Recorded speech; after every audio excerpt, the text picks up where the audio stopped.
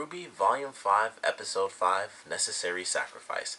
So this is like the first show that I'm finally reviewing after coming back from Mexico. And of course, RWBY is great. It's always freaking phenomenal. This is a really good episode. I really enjoyed some of the emotional elements, especially, oh man, this stuff with RWBY and Oscar was actually great. Like, I love what they did there. They kind of started to get to where I thought they were with Ilya, where I was like, I know that there's going to be something that forces her to choose. Do I care more about Blake as my, former friend, or do I care more about the path that we're going towards? Which, even when they mentioned that Sienna was, taken care of and she was buried with honor, they had that scene where her hand, was on the side of her body and it moved like just a little, but she didn't like clench her fist completely, but her hand moved and then she kind of let it go, and I was like, okay, I can get past that. I wished that she wasn't killed, but we're going forward. And like, that was someone that was just their leader that she had no personal attachment to, and now it's going towards Blake. So they did some great emotional stuff in this, and it was just all around a really good episode.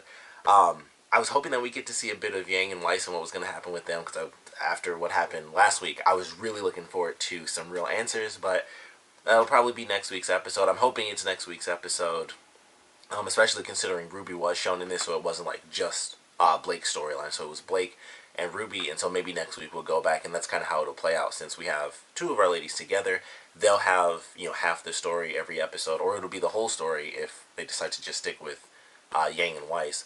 But then the other parts can be either, it'll jump to, RWBY's story that episode, or Blake's story. So that's what I'm looking forward to as far, with us going forward in general. But yeah, this was still a really great episode, and I love, like I said, the emotional element is what really got me. Like the scene where, when it left Menagerie at first, I was like, oh man, I don't want to go to like the little training montage, because it was just, it's Oscar doing his training and RWBY comes to talk. And I was like, oh man, I was actually excited with this stuff we were getting. Once again, emotional elements. Apparently when Sun and Blake have coffee or anything, like little coconut drinks, if they sit at a table, it's exposition time, because we always get something with them. So I love that callback too, with them, having their drinks, and it was like, a callback to their first huge conversation in Volume 1.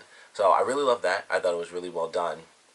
And, with them kind of going through the explanation of who Adam was in Blake's eyes. Whereas, like, I look at someone and I see them as this word. Like for RWBY, it was purity. And then I love that she said with Weiss it was defiance. That was like my favorite thing, is that she caught that really early on. It's like, this is defiance for Weiss. So I love that she said that, because I was like, that's actually super awesome.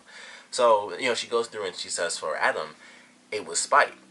And that's a very interesting thing. And they even specify, like, not rage or revenge or anger or anything like that. Spite. Like, I do this because I want to get back for what happened to me or my people. And when the way she said it, it was specifically for Adam and not really all of Faunus. I could totally believe that. I could see that it's him having this goal that works for all Faunus, but it's because it helps him get revenge for himself. And I could totally see that being the case, where it has nothing to do with getting revenge for all Faunus. It's like, I don't really care about all of you, but you happen to have the same hatred that I have, or I can at least pull that hatred out of you by, constantly reminding you or talking about your parents who may have died, or siblings or cousins or just friends. So I love that she used that term for him, and it's spite more than anything else. And I love that. And it had that transition for her as she grew up with him, where it was like, I thought it was this thing, and then I thought it was this, and then I realized it was spite. And that's, what led her to stray away from the White Fang, where she saw in him, probably the worst element that she could, with this rage and how infectious it was. So I love that whole moment. And like I said, there's all that emotional exposition there. And, then it cuts from that and it goes to RWBY and Oscar. And I was like, oh man, it's just going to be a little bit of training talk, and, here's a little bit of a speech, stuff like that. And then it got super deep, and it got into people crying and the deaths that we faced in Volume 3, which I thought was great. They have RWBY say the combat ready line, and it kind of, she recognizes what she just said, and it's like, oh crap. And she kind of tries to leave the situation. And then Oscar has to ask her, like, how are you handling this? How are you okay with everything that's happening here? And she goes through the explanation of what happened, losing Penny and Pyrrha. And I love the fact that they had the music, and they did this for both elements, but for Blake they played From Shadows, which is of course like her main trailer theme. But when RWBY was talking about the events of Volume 3, the piano that was playing behind her was the opening. It was It May Fall, but it was done in piano. So I love that they did that. And she's going through talking about everything that happened and how what how her greatest fear is actually that Salem will just take out anyone.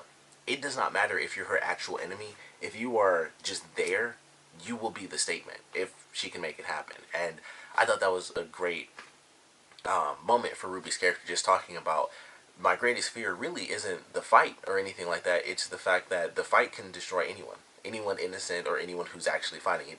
You can fight, you can hide, you can run away, but if Salem wants something done, everything is collateral damage. It does not matter the cause. It's just, I need to get to this point to make my statement, or just to kill who I need to kill. Anyone along that path, maybe on the branching sides of that path, will be mowed down. And so I just love that element in Oscar, having to listen to this and how she was so strong through some of these crazy moments, and how he's just getting into these crazy moments at basically at their peak. So definitely a great moment for both of their characters, I'd say, because we do get to hear her talk about the loss that she felt from two friends that she even says, like, I didn't really get to know them that much, but it was still still insanely impactful. So I love that scene. The accompaniment of the music was definitely great. And then of course we get to have Oscar kind of talking with Ozpin about how Ruby must have been one of the greatest huntresses, and it's like, she in some ways was, in some ways wasn't, but she had that spark which could kind of rally people. And that's, in an odd sense, I think that's the kind of the point of Oscar right now, especially with his focus of being the new body of Ozpin, who was the grand leader. I think he has to learn from Ruby, even though of course he can learn it from Ozpin. He has to kind of see it in someone around his age range to be like, okay, that is what I need to aspire to be and be better, because I'm now in this crazy position of being the new vessel for Ozpin, and everything that entails, because I'm sure we don't know all the specifics of what that means just yet. So it's almost like this weird setup where it's like he sees all the strength that Ruby has and how he needs to take on some of that for himself and then go beyond that, because he is now going to be the new Ozpin, and he's going to have to learn how to be that new rallying point for everything across the board. And he's even younger than Ruby, and he has to like just kind of shoot through it. And along with the physical stuff, there's that there's that mental aspect of it.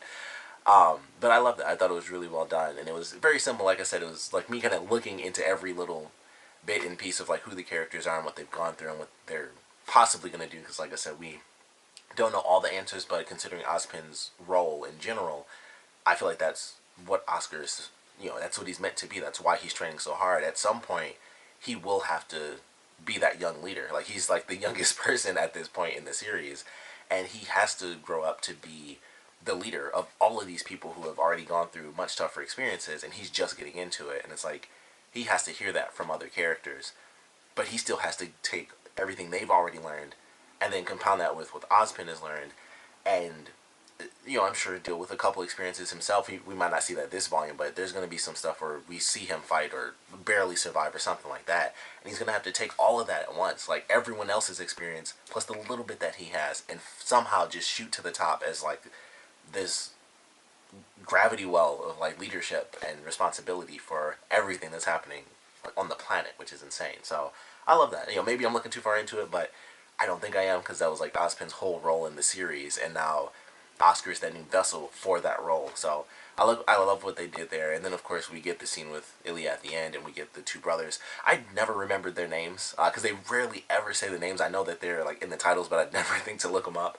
They got way cooler this episode because they had that scene, and they have the message where they're I thought they were talking to Adam, and then I guess it was just the video that they were watching, which was him kind of saying like, the Belladonnas are the reason that this kind of happened to me, like, why it was so difficult for me to begin with. So they were probably just watching that video before Ilya came in, but yeah, they got a lot cooler, because I was like, there's now a third, well, I guess I can't say third because technically Siena's dead, so there's like a secondary faction within the White Fang that's like, maybe someone else can be leader, in the future. So they're following Adam for now, and then it's like, okay, he doesn't seem too well, which he certainly didn't. He seemed like he was kind of going nuts in that video, and I don't know what that means. I hope he doesn't die, though, because he's still my favorite character. So I don't know. He's already crazy, like he kills people, like just dead, and he's super strong. His blade can just go through anyone's aura and all that stuff. It does, who knows? But the way that they were acting in this episode was very cool. I was like, all right. Normally they come along, they're the guys who just say, oh, we can't prove this, here's a little secret here or there, and they're just weird. This episode was like, nope, they know what they're doing and they have even plans beyond what Adam has, where it's like, oh, he took over and he wants this to happen, which is through spite. They almost want something grander, I would have to say, and it seems really suspicious, and they have their own little plans going on left and right. Some of it falls in line with Adam. The new guy that comes in who has like the wings and everything at the end, who I'm sure we'll be seeing a lot more of, because not only did they say his name as soon as he walked in, which always makes you more relevant, but of course, new character, new design, and he talks, the first thing he says is basically, yeah, I basically killed this messenger, so his secrets are kind of buried along with him, and it's like, cool, things are going as planned. And then that's the end of the episode. It's like, I don't know what that means, but that sounds like something outside of what they were even talking about to Ilya, where it's like, okay, you need to kill the Belladonnas. We're going to have, people accompany you because we know that, you're attached to the family. That's integral to the plan.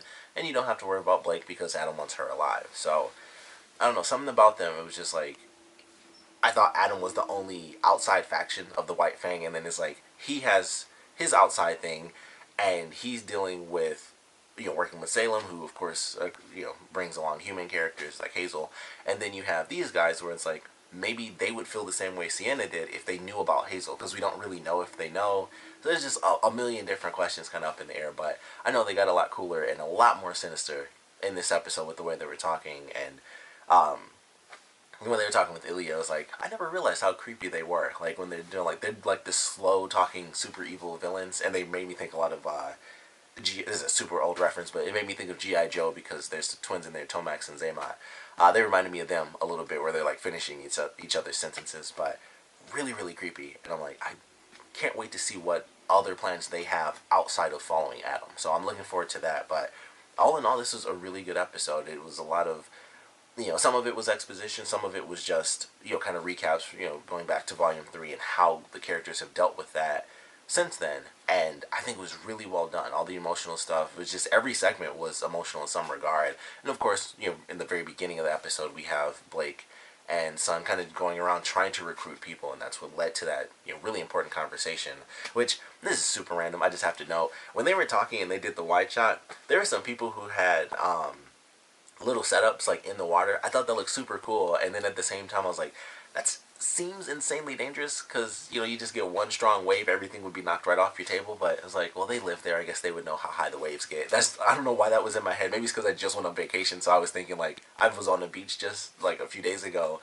and the waves like knocked me over because they were huge waves. But I guess they would know. But it just made me laugh, where I was like, wouldn't that knock everything off those tables? The water was like right at the top. It just made me, I don't know why I was thinking of that so much. I was like, that seems impractical, but it looks really cool. But seriously, a great episode, of course.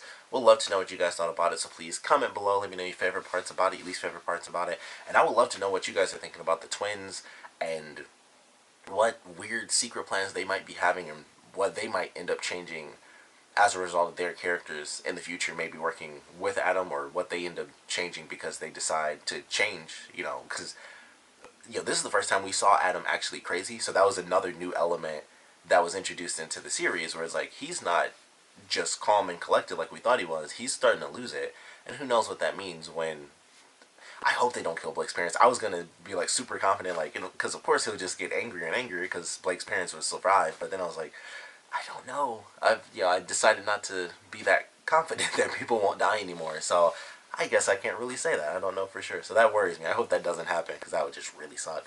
But, it seems like they have their own plans already, and they're kind of just waiting for him to falter a little bit more. And then it's like, all right, we'll just toss that next person in there and we'll take over. They probably want to take over themselves, but who knows. So I would love to know how you guys are feeling about the twins and whatever secret plans they have and how they're acting. And of course, want to know what you guys thought about this episode in general. So please comment below, let me know, and thanks for watching.